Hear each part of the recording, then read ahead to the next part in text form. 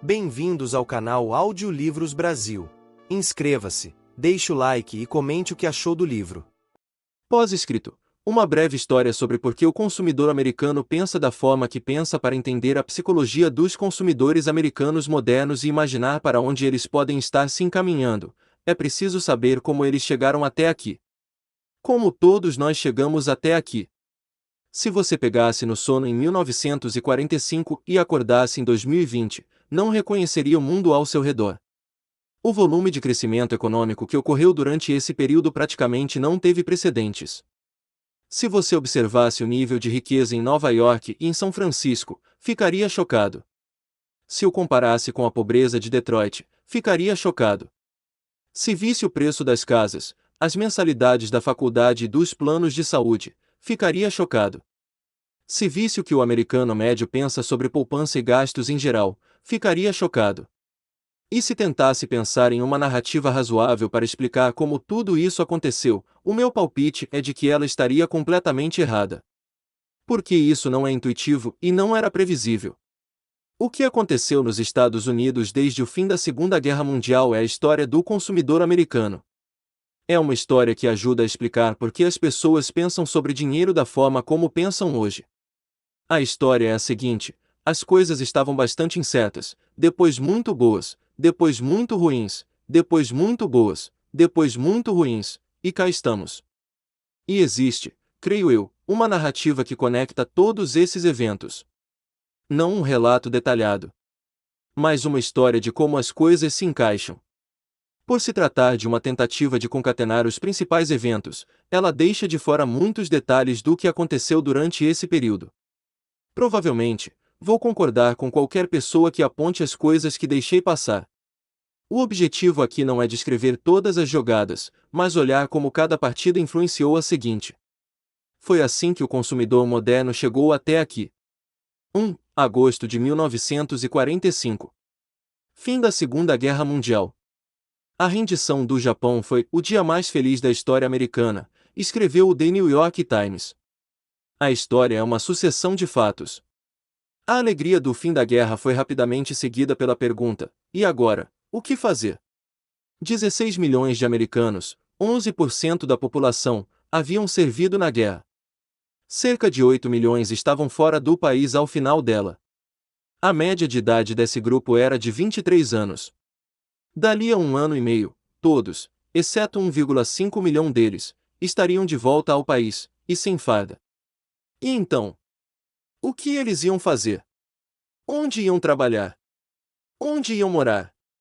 Essas perguntas eram a ordem do dia, por dois motivos. Primeiro, porque ninguém sabia a resposta. Segundo, porque se elas não fossem respondidas logo, o cenário mais provável, aos olhos de muitos economistas, era o de que a economia voltaria às profundezas da Grande Depressão. Três fatores se consolidaram durante a guerra. 1. A construção de casas havia estagnado, pois praticamente toda a mão de obra fora transferida para a produção de suprimentos de guerra. Foram construídas menos de 12 mil casas por mês em 1943, o equivalente a menos de uma nova casa por americano. Os soldados que voltaram se depararam com um grave déficit habitacional. 2. Os empregos criados especificamente durante a guerra, construção de navios, de tanques e de aviões, tornaram-se desnecessários, sendo suspensos com uma velocidade e uma magnitude raramente vistas. Não estava claro onde os soldados encontrariam emprego. 3. A taxa de casamento disparou durante e imediatamente após a guerra. Os soldados não queriam voltar a morar no porão da casa da mãe.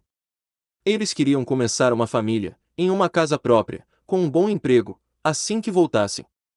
Isso preocupava a classe política, sobretudo porque a Grande Depressão ainda era uma lembrança recente, tendo chegado ao fim apenas 5 anos antes.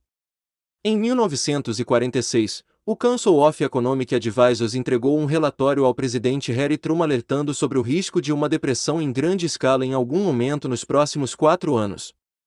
Em um outro memorando, de 1947, eles resumiram o encontro com Truman: podemos entrar em algum tipo de período de recessão em que devemos estar muito seguros do terreno onde pisamos para saber se as forças recessivas correm risco de sair de controle.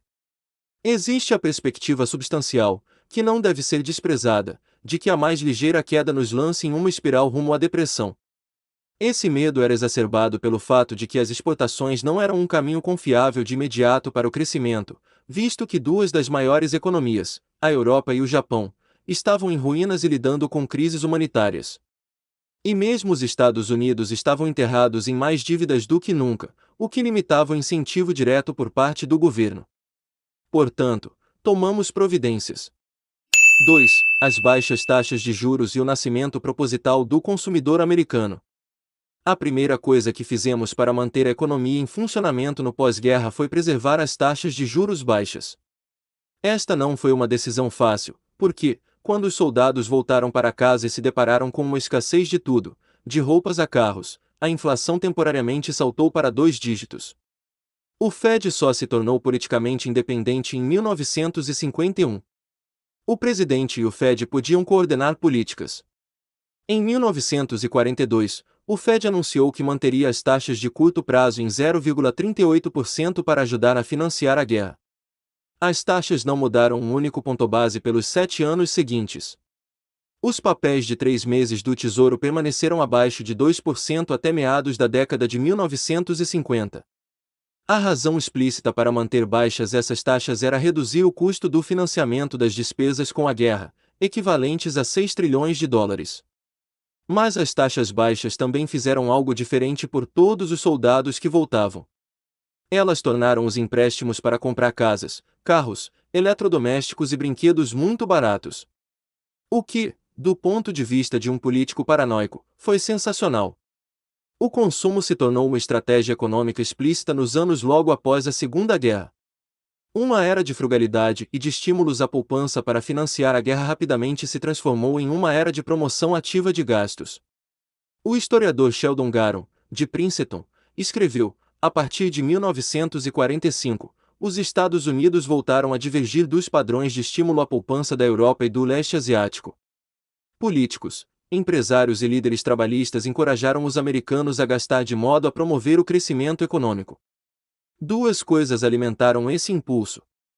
Um foi o GI Bill, um conjunto de medidas de apoio aos ex-combatentes, que oferecia condições de hipotecas jamais vistas. 16 milhões de veteranos podiam comprar uma casa, muitas vezes sem entrada, sem juros ao longo do primeiro ano, e por taxas fixas tão baixas que o valor da hipoteca às vezes era menor do que o preço de um aluguel. A segunda foi uma explosão do crédito ao consumidor, possibilitada pelo afrouxamento das regulamentações da era da depressão. O primeiro cartão de crédito foi lançado em 1950. Crédito na loja, crédito parcelado, empréstimos pessoais, empréstimos consignados, tudo isso foi lançado.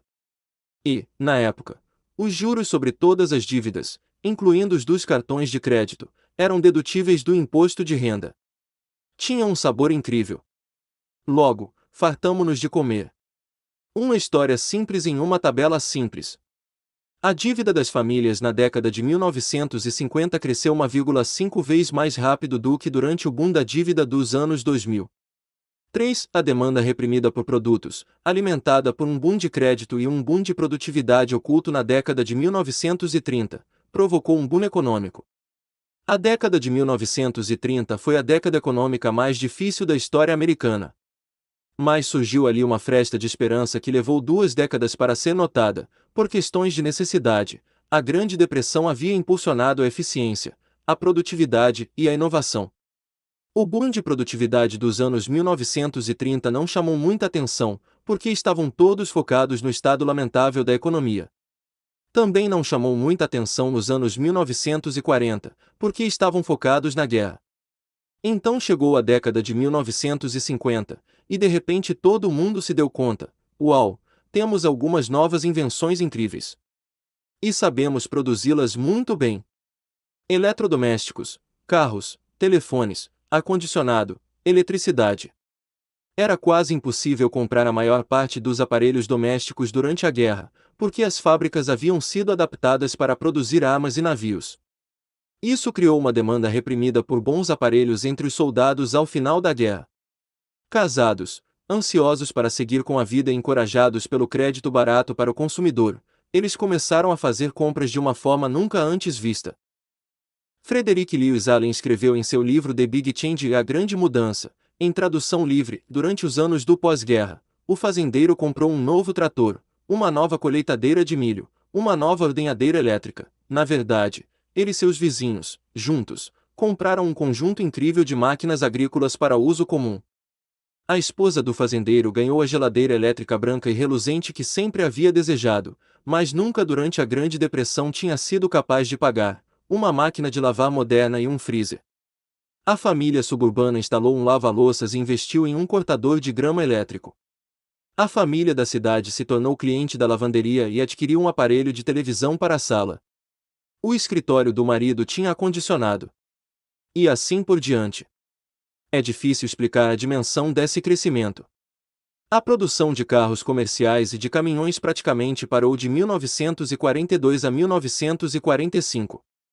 Em seguida, 21 milhões de carros foram vendidos de 1945 a 1949. E mais 37 milhões até 1955. Pouco menos de 2 milhões de casas foram construídas de 1940 a 1945. Em seguida, 7 milhões foram construídas de 1945 a 1950. E mais 8 milhões até 1955. A demanda reprimida por bens e a nossa capacidade recém-descoberta de produzir esses bens criaram os empregos que colocaram os soldados de volta ao trabalho. E eram bons empregos. Junto isso ao crédito ao consumidor, e a capacidade que os americanos tinham para gastar disparou. O Fed escreveu ao presidente Truman em 1951, em 1950, os gastos totais do consumidor, incluídos os gastos com habitação, chegaram a cerca de 203 bilhões de dólares, um crescimento de cerca de 40% em relação a 1944. A resposta para a pergunta, o que todos esses soldados vão fazer depois da guerra, agora estava nítida. Eles iriam comprar bens usando o dinheiro que ganhavam em seus empregos produzindo bens impulsionados pelo baixo custo dos empréstimos para comprar ainda mais bens. 4. Os ganhos são compartilhados com mais igualdade do que nunca. A característica definidora da economia na década de 1950 é que os Estados Unidos enriqueceram tornando os pobres menos pobres. Os salários médios dobraram de 1940 a 1948, e dobraram novamente de 1948 a 1963. E esses ganhos se concentraram naqueles que haviam sido deixados para trás décadas antes. A distância entre ricos e pobres diminuiu muito. Lewis Allen escreveu em 1955, a enorme liderança dos ricos na corrida econômica foi reduzida consideravelmente. São os trabalhadores industriais que, enquanto grupo, se saem melhor, pessoas, a exemplo da família de um metalúrgico, que viviam com $2.500 e agora recebem $4.500, ou a família de um operador de máquina altamente qualificado, que costumava ter $3.000 e agora pode gastar $5.500 ou mais por ano. Em relação a 1% do topo, os verdadeiramente abastados e os ricos, que poderíamos classificar como o grupo dos $16.000 ou mais, sua participação na renda nacional total, deduzidos os impostos, havia caído de 13% para 7% em 1945. Esta não foi uma tendência de curto prazo. De 1950 a 1980, a renda dos 20% mais pobres cresceu em um montante quase idêntico ao dos 5% mais ricos. A igualdade ia além dos salários. As mulheres trabalhavam fora de casa em número recorde. A taxa de participação delas na força de trabalho passou de 31% logo após a guerra para 37% em 1955 e 40% em 1965. As minorias também ganharam. Após a posse de Franklin Roosevelt em 1945, sua esposa Eleanor escreveu, a respeito do que uma repórter negra lhe havia dito: "Você percebe o que 12 anos fizeram?" Se no evento de 1933 várias pessoas negras tivessem se misturado com pessoas brancas da maneira como fizeram hoje, todos os jornais do país teriam noticiado. Hoje nem mesmo achamos que isso seja notícia, e nenhum de nós vai mencionar esse fato. Os direitos das mulheres e das minorias ainda eram uma fração do que são hoje. Mas o progresso em direção à igualdade no final dos anos 1940 e 1950 foi extraordinário. O nivelamento das classes foi sinônimo de nivelamento dos estilos de vida. Pessoas normais dirigiam Chevrolets. Pessoas ricas dirigiam Cadillacs. A TV e o rádio equipararam o entretenimento e a cultura de que as pessoas desfrutavam, independentemente da classe social. Os catálogos de vendas pelo correio faziam com que as roupas que as pessoas usavam e os produtos que compravam fossem os mesmos, independentemente de onde morassem.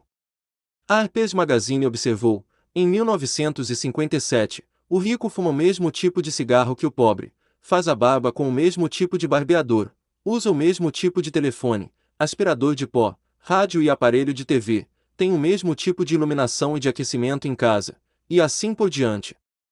As diferenças entre o automóvel dele e o do pobre são mínimas. Essencialmente, eles têm motores semelhantes, acessórios semelhantes.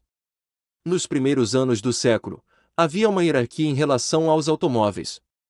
Em 2016, Paul Graham escreveu sobre o que algo tão simples, como haver apenas 3 estações de TV, fez em termos de equiparação cultural. Hoje é difícil de imaginar, mas, todas as noites, dezenas de milhões de famílias se sentavam juntas diante da TV para assistir ao mesmo programa que seus vizinhos, ao mesmo tempo. O que acontece agora com o Super Bowl costumava acontecer todas as noites. Estávamos, literalmente, sintonizados. Isso foi muito relevante. As pessoas medem seu bem-estar em comparação com seus pares. E, durante a maior parte do período de 1945 a 1980, havia muitos colegas com quem se comparar. Muitas pessoas, a maioria delas, viviam vidas que eram iguais, ou pelo menos compreensíveis, para as outras ao seu redor. A ideia de que o dia a dia havia se igualado tanto quanto sua renda é um ponto importante desta história, e vamos voltar a ele. 5. A dívida aumentou absurdamente. Mas a renda também, então o impacto não foi grande coisa. A dívida das famílias quintuplicou de 1947 a 1957 devido à combinação da nova cultura de consumo, novos produtos de crédito e taxas de juros subsidiadas por programas de governo e mantidas baixas pelo Fed. Mas o crescimento da renda das famílias foi tão alto durante este período que o impacto não foi severo. E o endividamento das famílias estava muito baixo logo ao final da guerra. A Grande Depressão tinha acabado com boa parte dele, e os gastos das famílias foram tão reduzidos durante a guerra que não era fácil assumir dívidas. Portanto, o crescimento da dívida em relação à renda das famílias de 1947 a 1957 foi administrável. A dívida das famílias em relação à renda hoje é de pouco mais de 100%.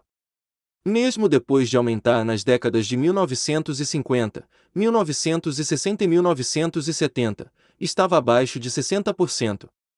O que impulsionou grande parte desse boom de endividamento foi um aumento repentino na compra da casa própria.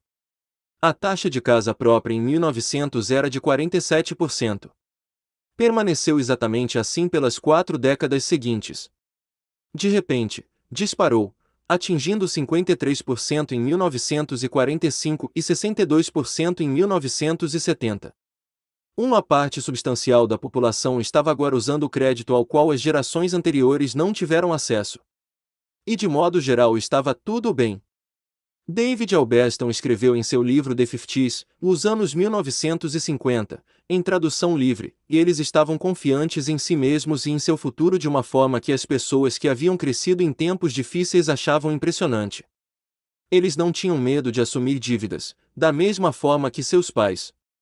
Diferiam de seus pais não apenas no que ganhavam e no que possuíam, mas na crença de que o futuro já havia chegado. Como os primeiros proprietários de casa em suas famílias, eles compravam móveis ou eletrodomésticos com um entusiasmo e um orgulho inéditos. Em outras gerações, os casais jovens só demonstravam tais sentimentos ao comprar roupas para o primeiro filho. Era como se a própria conquista de possuir uma casa refletisse um avanço tão grande que ela merecia tudo o que havia de melhor.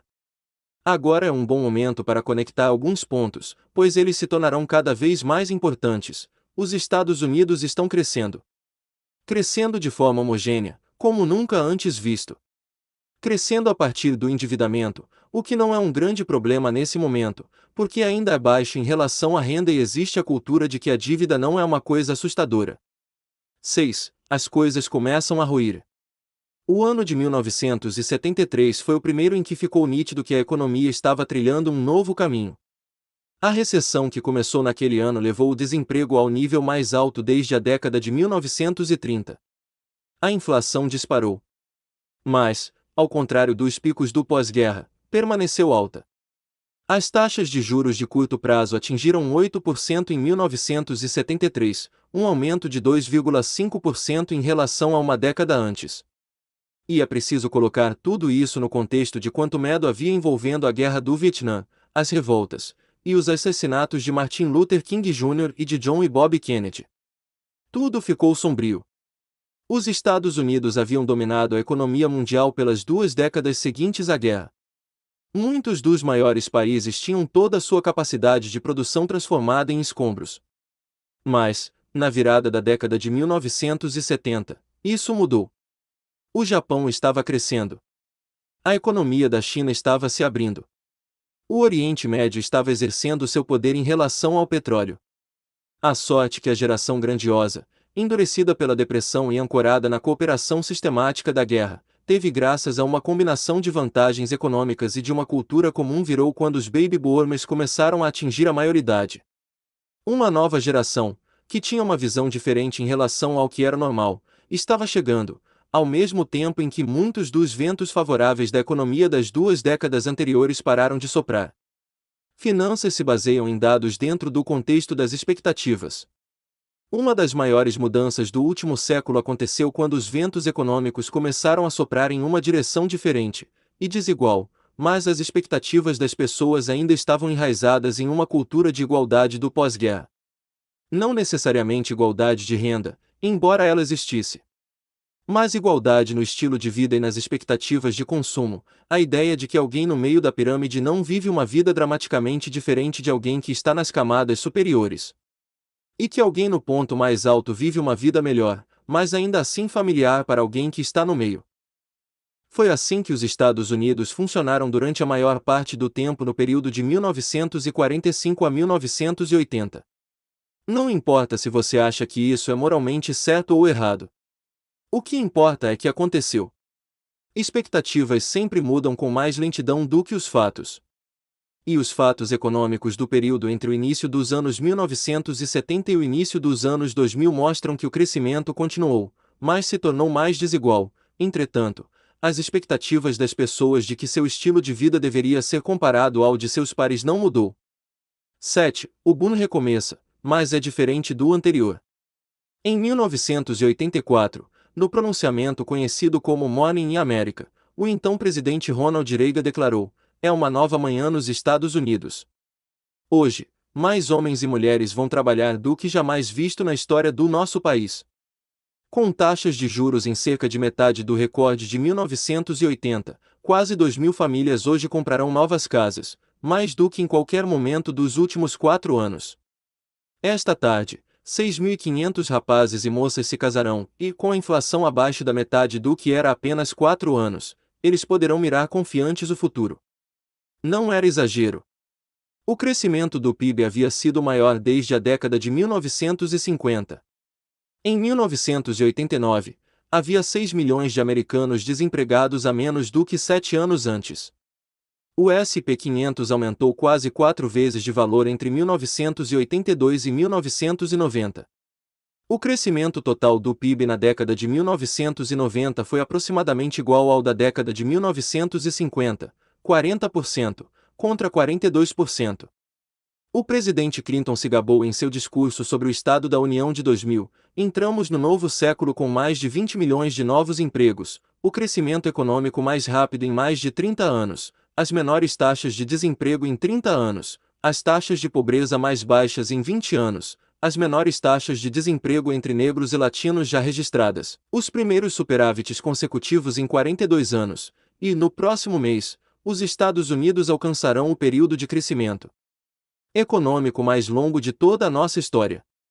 Nós construímos uma nova economia." A última frase dele é relevante. Era mesmo uma nova economia.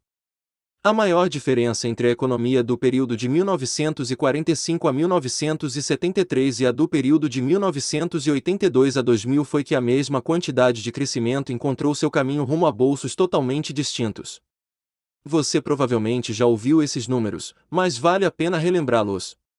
A revista The Atlantic publicou, entre 1993 e 2012, o 1% do topo viu sua renda crescer 86,1%, enquanto os 99% da base tiveram um crescimento de apenas 6,6%. Joseph Stiglitz escreveu em 2011, embora 1% do topo tenha visto sua renda aumentar 18% na última década, os que estão no meio viram sua renda cair. Para os homens com apenas o ensino médio, o declínio foi vertiginoso, 12% somente no último quarto de século. Foi quase o oposto da aproximação que ocorreu no pós-guerra. Os motivos pelos quais isso aconteceu é um dos debates mais ferozes da economia, superado apenas pelo debate sobre o que devemos fazer a respeito. Nossa sorte é que, para o propósito deste livro, nenhum dos dois importa. O que importa é que a desigualdade acentuada se tornou algo presente ao longo dos últimos 35 anos, um período em que, culturalmente, os americanos estavam apegados a duas noções enraizadas na economia desde o pós-guerra: que todo mundo deve ter um estilo de vida semelhante e que assumir dívidas para financiar esse estilo de vida é algo normal. 8. Um passo maior que a perna. O crescimento da renda de um pequeno grupo de americanos provocou uma ruptura no estilo de vida desse grupo.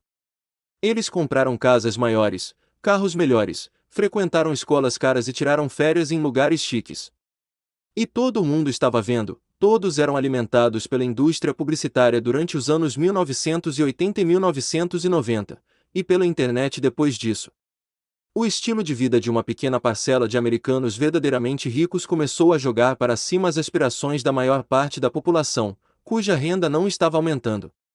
Uma cultura de igualdade e união que surgiu entre os anos 1950 e 1970 inocentemente se transformou em uma cultura de competição com os vizinhos.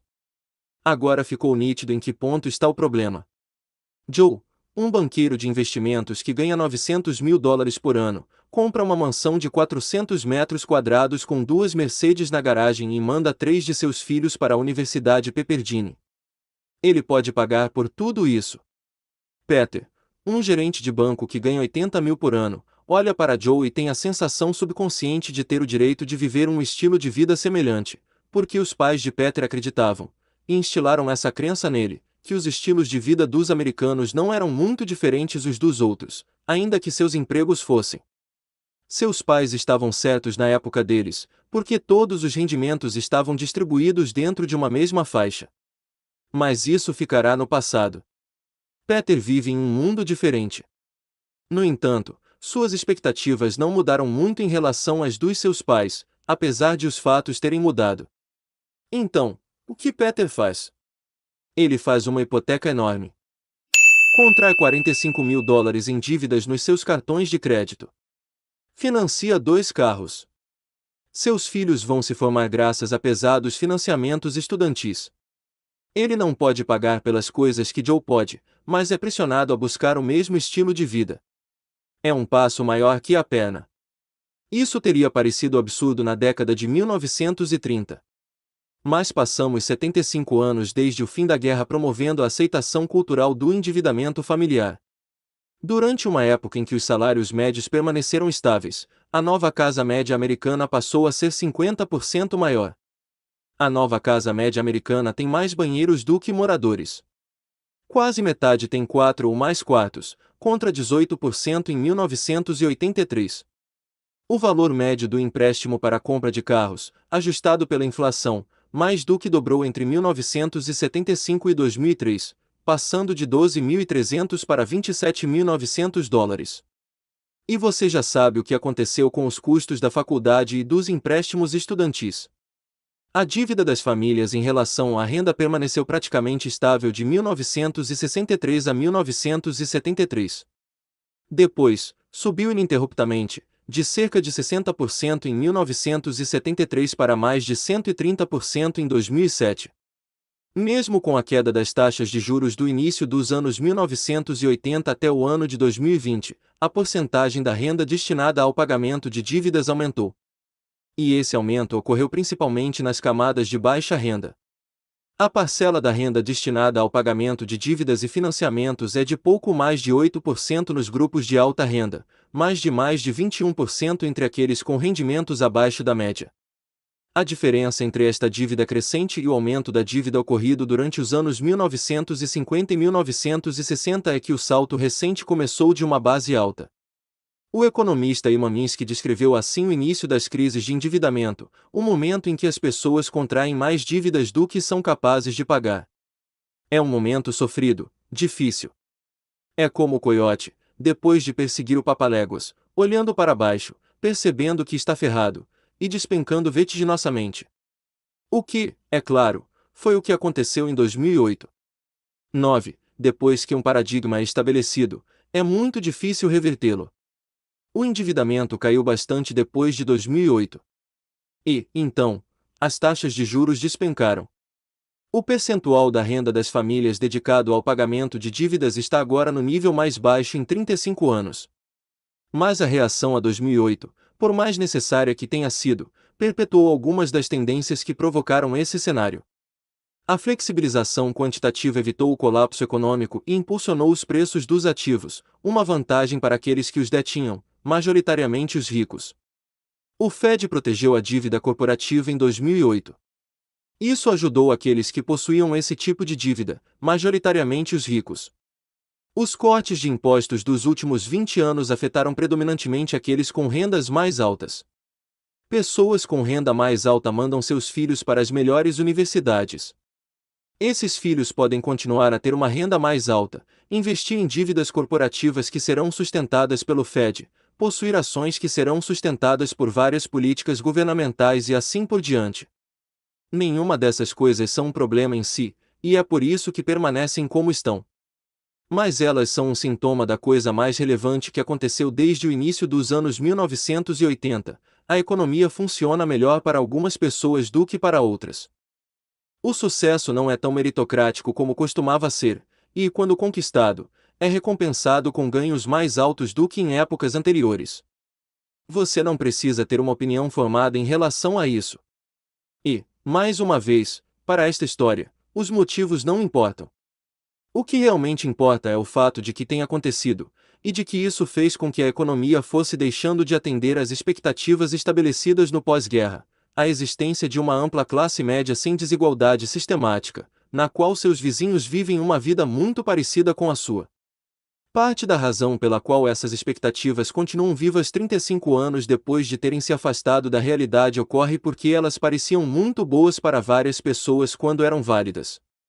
Coisas tão boas, ou pelo menos com a impressão de serem tão boas, não são fáceis de abandonar. Logo, as pessoas não abrem mão delas. Elas as querem de volta. 10. O Tea Party, o movimento Occupy Wall Street, o Brexit e Donald Trump representam, cada um grupo gritando, pare o trem que eu quero descer. Cada grito tem suas particularidades, mas estão todos gritando, pelo menos em parte, porque as coisas não estão funcionando para eles dentro do contexto da expectativa do pós-guerra de que as coisas devam funcionar quase que da mesma forma para quase todo mundo. Você pode achar que é raso associar a ascensão de Trump simplesmente à desigualdade. E está certo.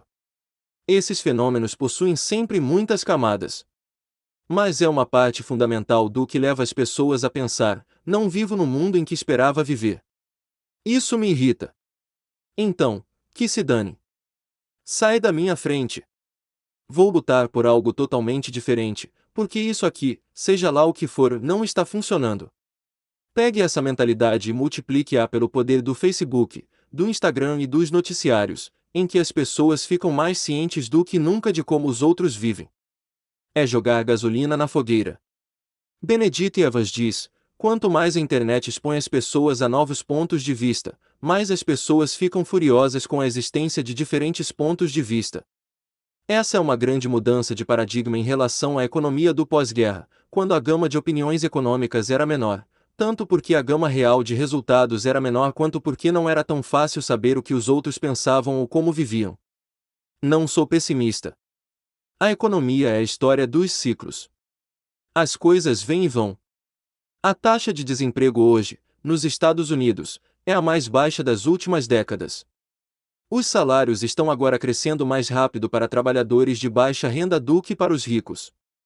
Os custos das universidades em geral pararam de crescer depois que os subsídios foram implementados. Se todo mundo analisasse os avanços feitos nas áreas da saúde, da comunicação, dos transportes e dos direitos civis desde os gloriosos anos 1950, meu palpite é de que a maioria não ia querer voltar para lá. Mas um tema central dessa história é que as expectativas mudam de maneira mais lenta do que a realidade. Isso é válido quando observamos como as pessoas continuaram afeitas às expectativas dos anos 1950 à medida que a economia foi mudando nos 35 anos seguintes. E, ainda que um boom da classe média tivesse início hoje, a expectativa de que as probabilidades estão contra todo mundo exceto contra aqueles que estão no topo pode continuar viva. Portanto, talvez a era do "isso não está funcionando" não vá embora. E a era do "precisamos de algo radicalmente novo" agora, não importa o que seja, pode perdurar. O que, de certa forma, é parte do que dá início a eventos que provocam coisas como a Segunda Guerra, que foi o ponto de partida desse pós-escrito. A história é uma sucessão de fatos,